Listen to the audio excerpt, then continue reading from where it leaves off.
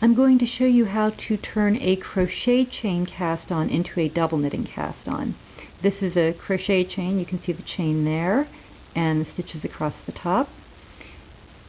I'm going to use a larger needle than the one I used. I've gone up one needle size. You might need to go up 2 needle sizes. For some reason this first row has a tendency to get tight.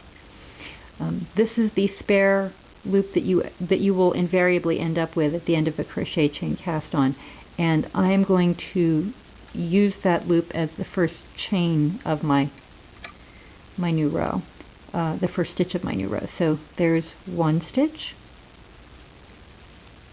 2, 3, 4, 5, 6, 7, 8, 9, and 10. Okay, so I've worked 10 stitches.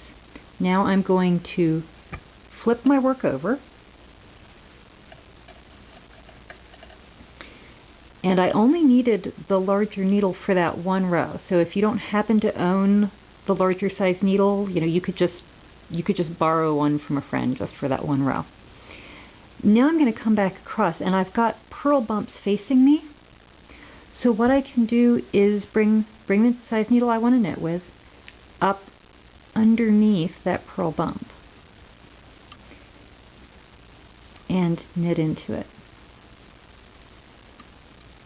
Bring the yarn forward, slip the next stitch, take the yarn to the back, and repeat.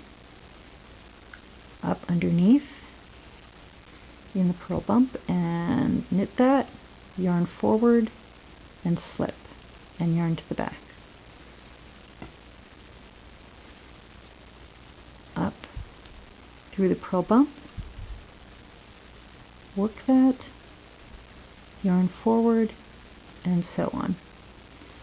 And the advantage to doing it this way is you are creating a set of pairs of stitches for double knitting, a front stitch and a back stitch, and this cast on will match a 3 needle cast off.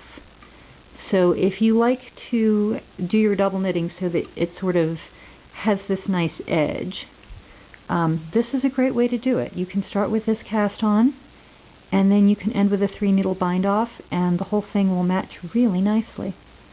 And we're almost to the end. 7, here's 8,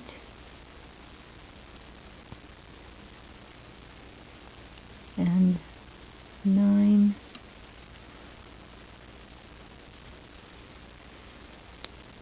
and the last one's a little funky. You're going to kind of have to hunt for it. I'm going to call it right there. Right in there. And maybe kind of get a tip in underneath it. Because my yarn's splitting here. There we go. Okay, get the tip in underneath it. And get my last stitch. But I did want you to see that last stitch can be a little hard to find. And I'll flip it over. And there you are. You now have pairs of stitches, and you can do knit one, slip one all the way across, and you have double knitting. So there you are, a double knit cast on that if you do a 3 needle bind off will match at both ends.